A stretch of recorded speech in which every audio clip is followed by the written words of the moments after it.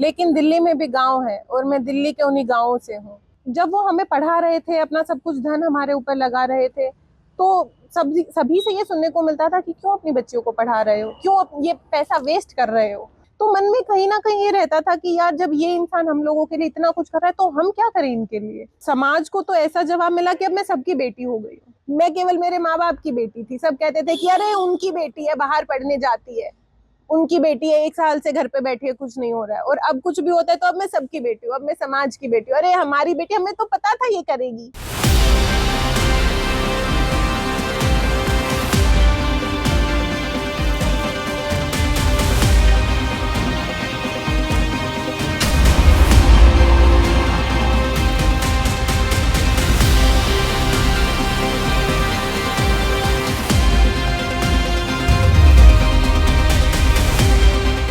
आज हमारे साथ मौजूद हैं आईपीएस अधिकारी विक्ता डागर जी, जो इस समय वर्तमान में नागौद में एसडीओपी हैं।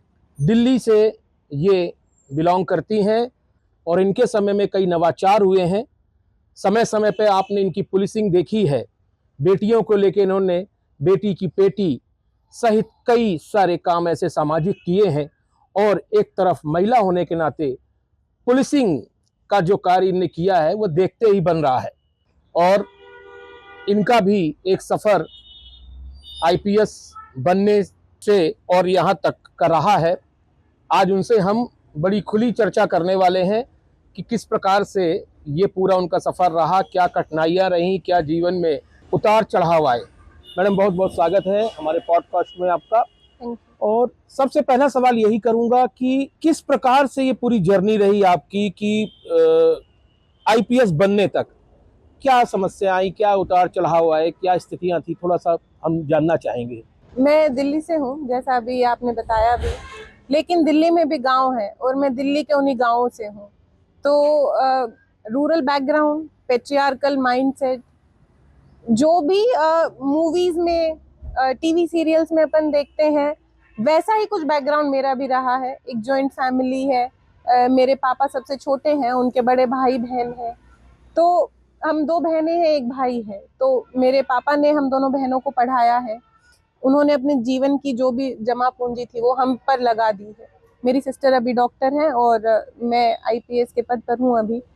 तो जब वो हमें पढ़ा रहे थे, अपना सब कुछ धन हमारे ऊपर लगा रहे थे, तो सभी से ये सुनने को मिलता था कि क्यों अपनी बच्चियों को पढ़ा रहे हो, क्यों ये पैसा वेस्ट कर रहे हो। क्योंकि सबको ऐसा लगता है कि लड़कियों के ऊपर पैसा लगाना तो वेस्ट है, क्यों नहीं उनके दहेज के लिए रख लो। दहेज में क्या दोगे, बाद में शादी करके अपना अपने हाथ धो, अपना आगे जाके देखेंगे, आगे वाले पढ़ाएंगे अगर पढ़ाना होगा तो। लेकिन पापा सबकी एक कान से सुनते थे, दूसरे से निकाल देते थे। उनका ये रहता था कि तुम बताओ तुम लोगों को क्या करना है, तुमको पढ़ना है तो पढ़ेंगे, तुमको जहां अगर बाहर रह के पढ़ना है तो बाहर रह के पढ़ाएंगे। जो भी हमको चाहिए होता था, हमको बहनों को खासकर, भाई को तो मिला ही है, हम बहनों को खासकर जो भी हमने बोला हमें मिला है। जितना हमको सपोर्ट चाहिए था हमें मिला है।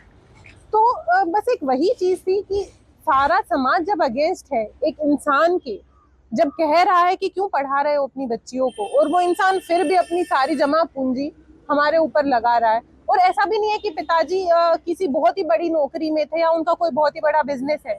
मेरे पापा सरकारी ड्राइवर हैं। तो देखा है हम लोगों ने कि मतलब एक घर चलाने में, 3 बच्चों को पढ़ाने में कितनी मेहनत लगती है, कितना स्ट्रगल होता है, कितना संघर्ष होता है। तो इस सब के बावजूद जब वो सब कुछ सब लोगों की एक कान से सुन के दूसरे से निकाल कर जो हमें करना होता था, हमें वो उतनी फ्रीडम देते थे, उतना सपोर्ट करते थे, तो मन में कहीं ना कहीं ये रहता था कि यार जब ये इंसान हम लोगों के लिए इतना कुछ कर रहा है तो हम क्या करें इनके लिए। अब देखिए, माता पिता जो हमारे लिए करते हैं वो तो शायद हम उनको कभी भी कुछ भी हम ऐसा नहीं कर पाएंगे कि वो उनका पूरा वापस कर सके हम उनको। तो हमेशा ऐसा रहता था कि क्या करें इनके लिए, जो इन लोगों ने हमारे लिए इतना सेक्रीफाइस किया, तो हम इनको रिटर्न में क्या दें। तो नहीं समझ आ रहा था। तो पढ़ाई हुई, 12th हो गई, फिर ग्रेजुएशन मिरांडा हाउस से करी। तो उस समय ये समझ में आया, ये पता चला कि अरे ये एग्जाम होता है यूपीएससी का, इससे बड़ा कोई एग्जाम नहीं है इंडिया में। तो जब मैंने ये सुना कि अच्छा ऐसा है, तो फिर यही करना है, यही एग्जाम पूरा करना है। क्योंकि और एग्जाम्स बहुत सारे हैं, करते भी हैं, हो भी जाते अगर वो करते तो। लेकिन जितनी रिकॉग्निशन या जितनी रिस्पेक्ट इस एग्जाम से मिलती है, आई डोंट थिंक इंडिया में और किसी एग्जाम का अभी वो स्टेटस है।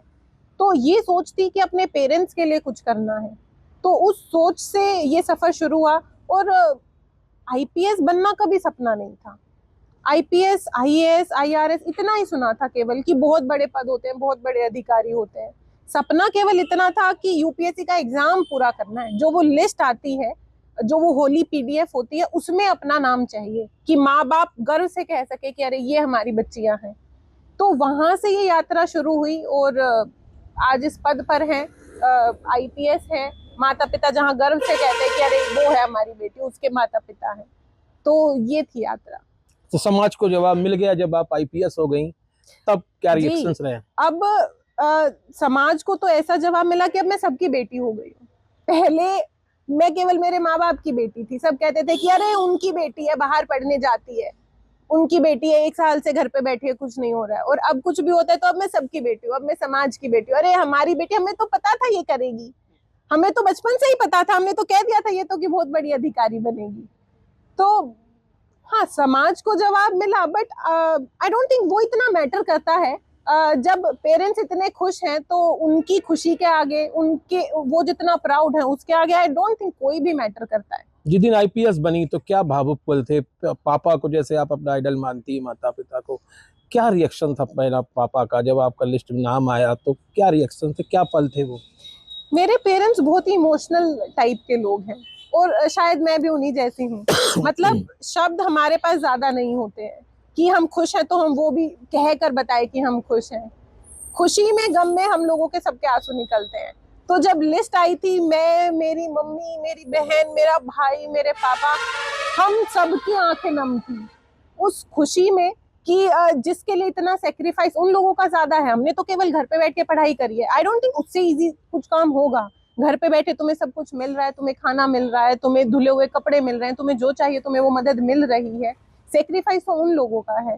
तो उन लोगों की जब सेक्रीफाइस के बाद ये हमारी मेहनत जब ये रंग लाई, तो उससे सेटिस्फाइंग कोई मोमेंट नहीं था मेरे लिए। और पेरेंट्स के लिए उससे खुशी का पल आई डोंट थिंक कोई रहा होगा।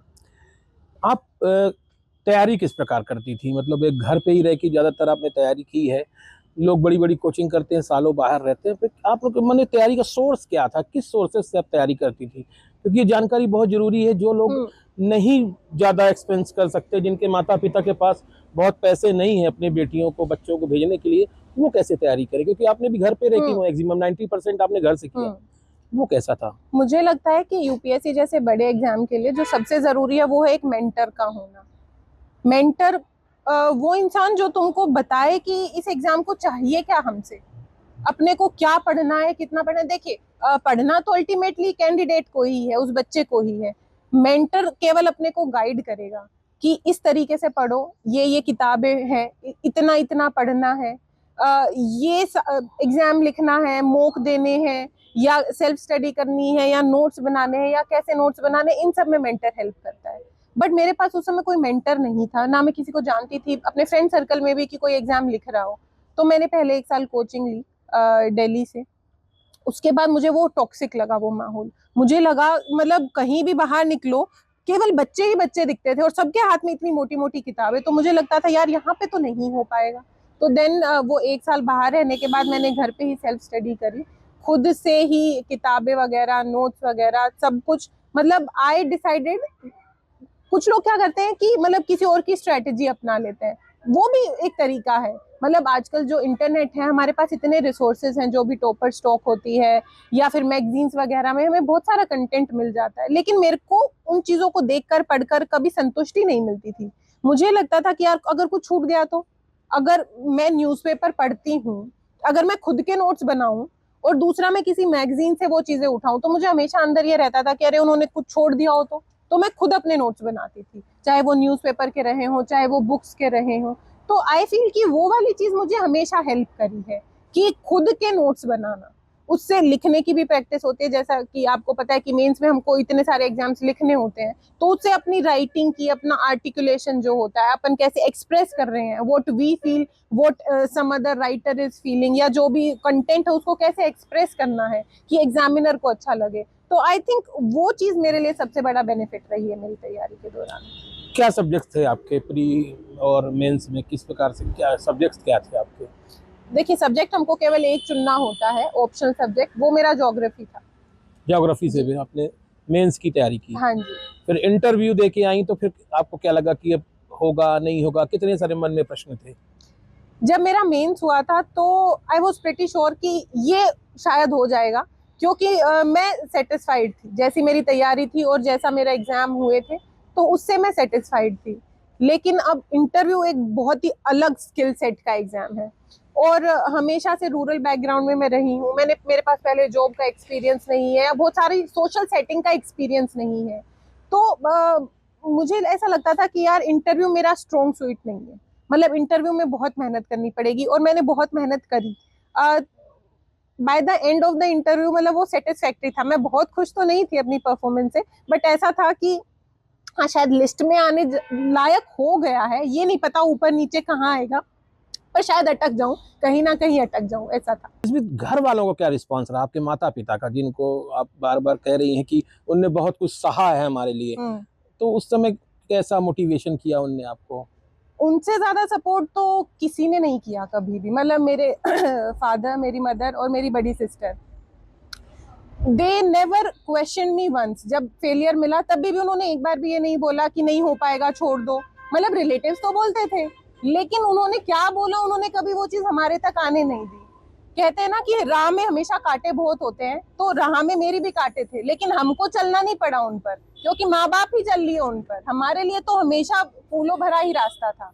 तो जो भी सोसाइटी की तरफ से रुकावटें थी, वो कभी हम तक पहुंची नहीं, क्योंकि जो भी कहा सुनी हुई या जो भी उन तक बात है, वो हम तक उन्होंने कभी पहुंचने ही नहीं दी। हमारा बस यही था कि तुमको जो करना है तुम करो, तुमको जो चाहिए, तुमको अगर बाहर रहना है, तुमको कोचिंग दोबारा लेनी है, तो वी विल सपोर्ट यू।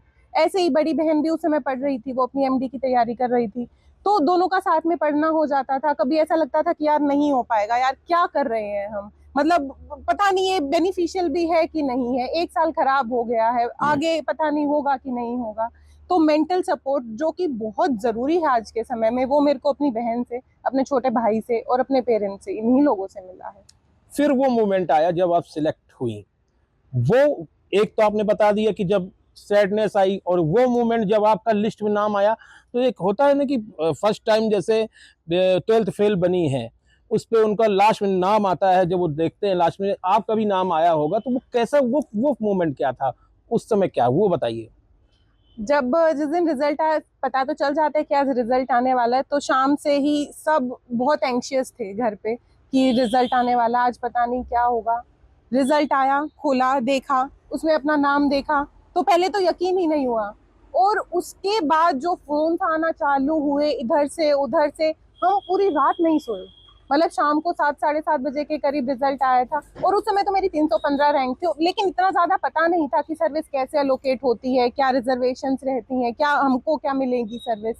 तो उस समय तो बस ऐसे कि बस लिस्ट में नाम आ गया, वो इतनी बड़ी बात हो गई थी कि किसी को यकीन ही नहीं हो रहा था। और उसके बाद करीब 1 महीने तक, आप यकीन नहीं मानेंगे, सिंस हमारा भी एक बहुत छोटा सा गाँव है, और समाज हमारे वहाँ मतलब हर जगह ही ऐसा होता है कि अगर लड़की ने कुछ किया है तो वो बहुत ही बड़ी बात होती है। सबसे पहले तो मेरे जो रिलेटिव्स थे उनको मेरा असली नाम नहीं पता था, मतलब सबके निकनेम्स होते, सब उसी नाम से जानते हैं, गांव वालों को भी नाम नहीं पता था। तो सब पहले मेरा नाम कंफर्म कर रहे थे हम लोगों से फोन करके कि इन्हीं का नाम है कि ये ऐसे ही पागल बना रहे हैं।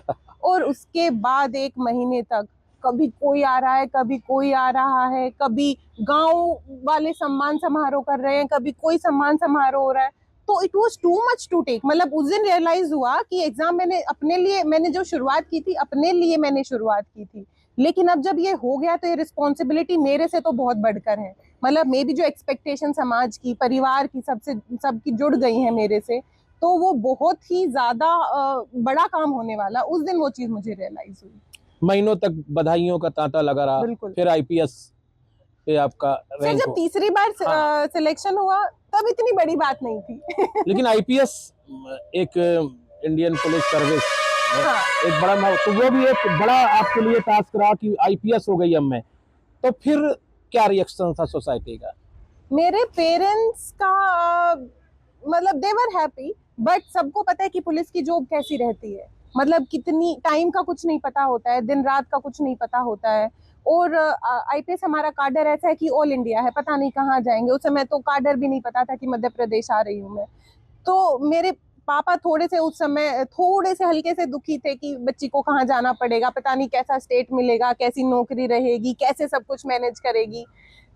लेकिन फिर वो धीरे धीरे धीरे धीरे वो चीज मतलब बिलीवेबल हो गई। थोड़ा सा खुद पे यकीन भी किया कि हाँ मैं कर सकती हूँ, अगर एग्जाम कर लिया है तो नौकरी भी कर लेंगे। तो वो धीरे धीरे जब वो रियलाइजेशन हुई, शुरू में तो इतना अच्छा लगता है कि समझ नहीं आता है, बट देन धीरे धीरे जब समय बीतता जाता है, आप औरों से बात करते हो, आप यूट्यूब पे भी चीजें देखते हो, आप इधर उधर पढ़ते भी हो चीजें, तब रियलाइज होता है कि केवल एक नौकरी नहीं है ये जिसके लिए हमने तैयारी की, जिसके लिए अब हम जा रहे हैं, ये एक जिम्मेदारी है। तो वो रियलाइजेशन होने में भी बहुत समय लगा। तब तक तो केवल यूफोरिया था कि अरे अब तो हम अधिकारी बन गए हैं। लेकिन धीरे धीरे जब वो रियलाइजेशन हुआ तो थोड़ा सा डर भी लगने लगा कि अब कंधों पे केवल अपनी नहीं, अब समाज की जिम्मेदारी है। मध्य प्रदेश मिला, फिर प्रोबेशन पीरियड में कहाँ पहली पोस्टिंग हुई और किस प्रकार से वो फिर आपका काम चालू हुआ, जॉब? मेरा जो प्रोबेशन पीरियड वो ग्वालियर में हुआ है। उस समय एसपी, जो मेरे ट्रेनर एसपी थे, वो राजेश चंदेल साहब थे। उनके मार्गदर्शन में मेरा डीपीटी, जो हमारी डिस्ट्रिक्ट ट्रेनिंग होती है, वो हुई। डीपीटी के दौरान हम 3 महीने के लिए हमें थाना प्रभारी बनाया जाता है। थाना प्रभारी के पीरियड में मैं थाना पनिहार में थी। थाना पनिहार की मैं थाना प्रभारी थी। बहुत कुछ सीखने को मिला। मतलब आप ये कहिए कि बहुत कुछ नहीं, सब कुछ पुलिसिंग के बारे में मैंने ग्वालियर से ही सीखा है। ग्वालियर इतना बड़ा शहर है, हर तरीके का एक्सपोजर, चाहे वो वीआईपी ड्यूटी का हो, चाहे वो लॉ एंड ऑर्डर का हो, चाहे वो सेंसेशनल क्राइम का हो, हर तरीके का एक्सपोजर मुझे ग्वालियर से ही मिला है। बहुत सारी ऐसी यादें वहाँ की जुड़ी हुई हैं जो आज भी याद करती हूँ तो कई बारी हंसी भी आती है कि अरे ऐसे हुआ था। इतने सारे लोगों से दोस्ती भी हुई वहां पर, अलग अलग लोगों से मिली भी। तो यादें बहुत सारी जुड़ी हैं, बहुत सारा सीखा भी वहां से है। तो ग्वालियर तो ऐसा फेज था कि शायद मैं अपनी लाइफ में कभी ही भूल पाऊं उसे।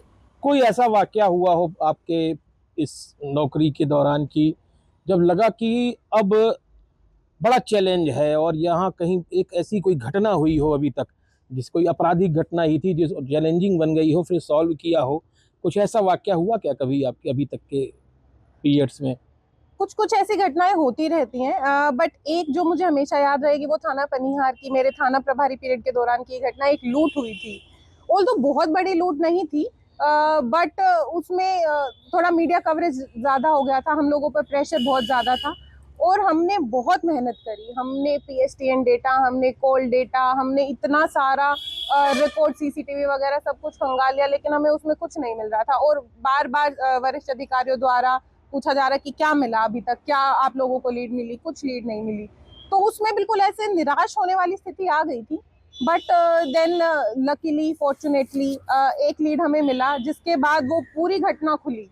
उसमें हमने 12 अपराधी बनाए, हम यूपी तक गए, हम कन्नौज से हम जो भी लूट का सामान था वो हम बरामद करके लाए।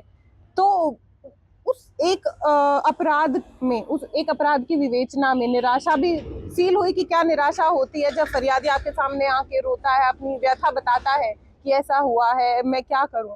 तो उनका दुख भी समझ में आया। और जब हमने वो घटना को खोला, जब हम उसका पर्दाफाश हुआ कि कौन कौन इन्वॉल्व थे, और वो सारा सामान जब हमने बरामद किया, तो खुशी जो हुई, आई डोंट थिंक कि मे भी वो पहला अपराध था, पहली विवेचना थी, इसलिए उसकी इतनी ज्यादा खुशी थी, या पता नहीं फरियादी की खुशी देखकर हमें इतनी खुशी हुई। वो एक इंसिडेंट था जो हमेशा याद रहेगा मुझे। इसके बाद जो आपने एक नवाचार किया, बेटी की पेटी, ये हमने नौगौद के दौरान ही जाना, पहले भी आपने किया होगा, लेकिन क्या इसके पीछे एक लॉजिक था, क्या ऐसा उद्देश्य था कि वैसे भी पुलिस सक्रिय थी, बेटी की पेटी आपने जगह जगह लगवाई थी, ये क्या था आपकी नज़र में? ये नवाचार क्या किस प्रकार से माइंड में आया? ये कंप्लीटली मेरे पर्सनल एक्सपीरियंस से रिलेटेड था। Being a girl, I know कि कितना डिफिकल्ट होता है हम लड़कियों के लिए किसी से भी ओपन करना। पुलिस तो बहुत दूर की बात है, अगर हमारे साथ कुछ भी घटना होती है तो परिवार वालों को बताने में ही डर लगता है। जब परिवार को ही नहीं बता पाएंगे, अपने साथियों को ही नहीं बता पाएंगे, तो पुलिस तक पहुंचना तो बहुत दूर की बात है। तो उस सोच के साथ हमने ये शुरुआत की थी कि हम जितने भी ओपन स्पेसेस हैं, हमारे जितने पब्लिक स्पेसेस हैं, हम शुरुआत करेंगे स्कूल्स कॉलेजेस से। हम वहां पर एक बेटी की पेटी लगाएंगे जिसमें लड़कियां खासकर, मतलब है सभी के लिए लेकिन वो टारगेटेड लड़कियों के लिए है कि वो अपनी कंप्लेंट्स लिखकर उसमें डाल सकती हैं। साथ में वो अनोनिमस कंप्लेंट भी डाल सकती हैं, जरूरी नहीं है, क्योंकि कई बार हमें डर रहता है कि हमारी बेइज्जती होगी या समाज क्या कहेगा कि इनके साथ ऐसा हुआ, तो लड़कियां उसमें अनोनिमस कंप्लेंट्स भी डाल सकती हैं। तो इस सोच के साथ हमने इस नवाचार की शुरुआत की थी। हमने अपने अनुभाग नागौद के सभी थाना क्षेत्रों के स्कूल्स में इसको लगाकर शुरुआत की है। क्या रिस्पॉन्स आता है? आते हैं आपके पास कई जो लड़कियां हैं जो नहीं बता पाती हैं अपनी, तो आते हैं, ऐसी चीजें आती हैं, उस पर कुछ आप करती हैं फिर? रिएक्शन थोड़ा सा मिक्स्ड रहा है। कई बारी में भी जो शरारती तत्व होते हैं, जो कुछ बच्चे जो शरारती होते हैं वो डाल देते हैं। कई बारी छात्रवृत्ति नहीं मिली है तो छुट्टियां नहीं मिली हैं तो वैसी भी उसमें शिकायतें मिलती हैं। कई बारी जेन्युइन शिकायतें भी होती हैं। कुछ जो असामाजिक तत्व कभी पीछा कर रहे होते हैं लड़कियों का, या जो स्कूल परिसर है उसी के आसपास मादक पदार्थों की बिक्री के संबंध में भी हमें सूचनाएं मिली हैं उसके द्वारा, तो मिल रही है। लेकिन आई फील कि थोड़ा सा काम करने की अभी जरूरत है। मतलब जो गैप है, जो बच्चों के बीच, बच्चों, महिलाओं, लड़कियों खासकर और पुलिस के बीच का गैप है, वो बहुत बढ़ गया है आज के समय में। हम में भी अपनी व्यस्तताओं के कारण या जो अपराध बढ़ गया है उनके कारण उन लोगों तक नहीं पहुंच पा रहे हैं, नहीं उतना ध्यान दे पा रहे हैं जितना हमें देना चाहिए, और वो लोग शायद अपने डर के कारण या समाज के कारण हम तक नहीं आ पा रहे हैं। तो आई फील कि वो गैप अभी बहुत ज्यादा है।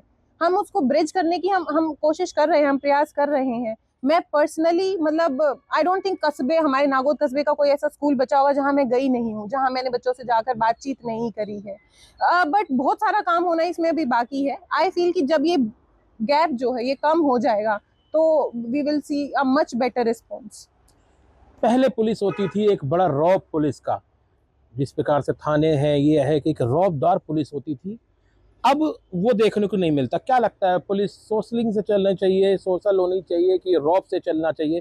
क्योंकि हम लोगों ने जो एक समय देखा है रौब का देखा है, और आप भी गांव से आती हैं तो आपने भी देखा होगा पुलिस का एक बड़ा दबदबा रहता है, भय भी रहता है, दबदबा भी रहता है। और लेकिन आप किस नजरिए से देखती हैं, क्योंकि आप आईपीएस अधिकारी हैं, आपका नजरिया क्या है इस पे? आई फील कि बैलेंस होना चाहिए। मतलब हम केवल अगर रोबदार पुलिस बनकर रहेंगे तो भी हम अपने सभी तत्वों, अपने सभी जितने भी वर्ग हैं उन तक नहीं पहुंच पाएंगे। और अगर हम बहुत ज्यादा सोशल हो जाएंगे, बहुत सॉफ्ट एक तरीके से अगर कहें, अगर हम वो हो जाएंगे तो हम कंट्रोल नहीं कर पाएंगे जो अपराधी हैं। तो व्हाट आई फील इज कि जो पुलिस है, जो आज की आधुनिक पुलिस है, उसको एक बैलेंस्ड अप्रोच लेनी चाहिए। जो शरारती असामाजिक तत्व हैं उनके साथ हमें पूरा अपना रोब भी दिखाना चाहिए। उनको डर होना चाहिए कि अगर वो कुछ गलत करेंगे, कुछ अपराध करेंगे तो उन पर कार्रवाई होगी, और इतनी सख्त कार्रवाई होगी कि वो तो क्या कोई और भी नहीं सोच पाएगा अपराध करने की। लेकिन साथ ही हमें एक बहुत ही अपना सॉफ्ट अपना सॉफ्ट जो हमारा चेहरा है वो भी दिखाना चाहिए। जो कंपैशन और सिंपैथी है वो हमें हमेशा रखनी चाहिए, क्योंकि उसके बिना बहुत सारे वर्ग हमारे समाज के ऐसे हैं कि हम उनकी बातें सुन ही नहीं पाएंगे। तो आई फील कि एक बैलेंस्ड अप्रोच। नगौद थाने में देखा जाता है पुलिस में जो लोग होते हैं इतना कहीं साफ सफाई को लेकर, इन सब चीज़ों को लेकर बहुत, आपने एक आईएसओ जो उसके मानक हैं उनके आधार पे किया, काम किया, और आपका कार्यालय ही आईएसओ अवार्ड हो गया अभी फिलहाल। क्या सोच थी, ये भी एक सोच थी कि ऐसा भी करना चाहिए? क्या सोच थी आईएसओ के पीछे? आईएसओ के पीछे सोच ये थी, जब मैं पहले दिन अपने ऑफिस आई थी, अभी ऑलमोस्ट मुझे 1 साल होने वाला है एसडीओपी नागौद के पद पर।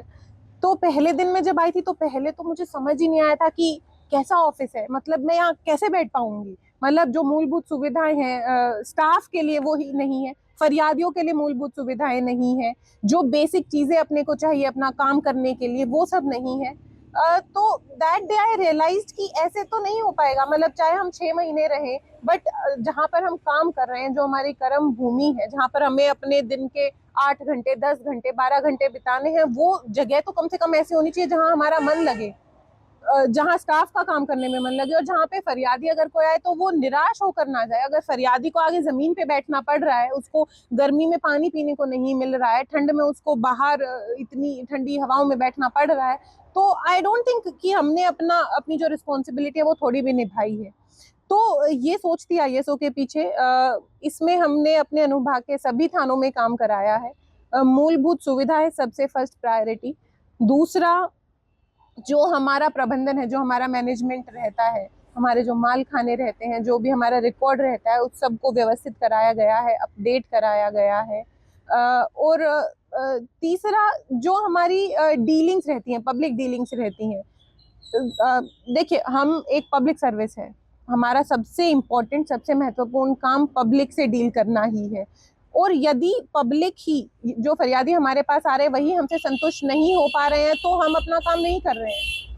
तो आईएसओ का जो सबसे मेन मोटिव है वो ये है कि जो भी फरियादी हमारे पास आए, जो भी जनता हमारे पास आए, हम उसको संतुष्ट कर पाए। हमने अपनी जो भी वर्किंग थी उसको स्टैंडर्ड्स के अनुरूप, मानकों के अनुरूप लाने का पूरा प्रयास किया है। और हाँ, हमें आईएसओ अवार्ड हुआ है, but I am not taking it as milestone कि बस हो गया है, ये डेस्टिनेशन थी हमारी। हम उसको एक शुरुआत के तौर पर ले रहे हैं कि आज हमने ये शुरुआत की है, और आगे हम इससे भी अच्छी अपनी जो भी हम सुविधाएं दे रहे हैं, हम कोशिश करेंगे कि वो इससे भी अच्छी हो, और जितनी भी अपेक्षाएं जनता की हमसे हैं उन पर हम खरा उतर सकें। क्या पसंद करती हैं रुचि के तौर पे? जैसे कि अब ड्यूटी टाइम के बाद फिल्में देखने का शौक है, क्रिकेट खेलने का, क्या किस प्रकार से अपने आप को दिनचर्या में बिजी रखती हैं? मेरी बहुत ही बोरिंग हॉबीज है। मुझे पढ़ना बहुत अच्छा लगता है। मैं नॉवेल्स बहुत ज़्यादा पढ़ती हूँ। इनफैक्ट अभी लास्ट ईयर 2024 में आई डिसाइडेड कि मैं कम से कम 24 किताबें तो पढ़ूंगी, और फॉर्चुनेटली मैं अपना वो जो टारगेट था वो पूरा कर पाई। तो आई लव रीडिंग। मतलब मुझे याद है कि जब मैं स्कूल टाइम में पढ़ती थी तो मेरे पेरेंट्स बहुत गुस्सा करते थे कि अपनी स्कूल की किताबें क्यों नहीं पढ़ती है। And now I feel so good. मैं अपने पेरेंट्स को भी बोलती हूँ कि अब रोक लीजिए ना आप लोग मुझे। अब मैं वही पढ़ूंगी जो मुझे अच्छा लगता है। तो आई लव रीडिंग। और साथ में खेलों में मुझे पहले बहुत ज्यादा रुचि नहीं थी, लेकिन अब सर्विस में आने के बाद इस पिछले 1-1.5 साल में मैंने देखा है कि जो हमारी पुलिस फोर्स है वो अपने स्वास्थ्य पर बिल्कुल ध्यान नहीं दे पाती है। व्यस्तता इतनी है, ड्यूटी टाइमिंग्स उल्टे सीधे रहते हैं, कोई फिक्स टाइमिंग नहीं है घर आने का, खाना खाने का, सोने का कोई फिक्स टाइम नहीं रहता है। तो इस वो हमारी हेल्थ पर, फिजिकल हेल्थ पर, साथ ही मेंटल हेल्थ पर बहुत बड़ा टोल लेती है। तो यहाँ पर आने के बाद मैंने कोशिश की है कि मैं, मेरा स्टाफ और मेरे थाने, जितने भी थाने, सभी का स्टाफ थोड़ा सा तो फिजिकली एक्टिव रहे। हमने अभी बैडमिंटन कोर्ट बनवाया, हमने अभी एक बैडमिंटन टूर्नामेंट भी करवाया था अपने अनुभाग में, अभी वॉलीबॉल टूर्नामेंट हम कराने जा रहे हैं। तो आई am not very physically active, लेकिन मैं चाहती हूँ कि मैं भी फिजिकली एक्टिव रहूँ और मेरा जितना भी स्टाफ है वो भी फिजिकली एक्टिव रहे। फिजिकल हेल्थ तो अच्छी रहेगी, हमारी मेंटल हेल्थ भी उससे अच्छी रहेगी। तो ये तो एक वर्क इन प्रोग्रेस है, चल रहा है। ये एक लास्ट सवाल करूंगा मैम, क्या सीख देना चाहेंगी समाज को, खास करके बेटियों को, कि उनके पीछे आप खुद ही एक गांव से हैं और जिस तरीके से आपको बहुत कुछ समस्याओं का सामना करना पड़ा, लेकिन क्या लगता है कि जो अब बेटियां हैं अब वो पढ़ रही हैं, इतनी अवेयरनेस तो आगे की बच्चियों को लोग पढ़ा रहे हैं, बिल्कुल। अच्छी एजुकेशन देने का प्रयास कर रहे हैं, क्या सीख दें? बहुत बच्चियां डिप्रेस हो जाती हैं कि हम कुछ कर नहीं पा रहे हैं, जैसे आप भी बीच में एक बार असफल हुई लेकिन दोबारा, तो क्या कहना चाहेंगे खास करके बेटियों के लिए? देखिए, मैं जब भी स्कूल्स में जाती हूँ, बच्चों से इंटरेक्ट करती हूँ, मैं सबको एक ही चीज बोलती हूँ कि अपने को सपने देखने चाहिए, और सपने वो देखने चाहिए जो बड़े हैं। बड़े सपने देखने हैं अपने को, और उसके बाद जितने बड़े सपने उतनी अपने को मेहनत करनी है, अपने हाथ में मेहनत करना है।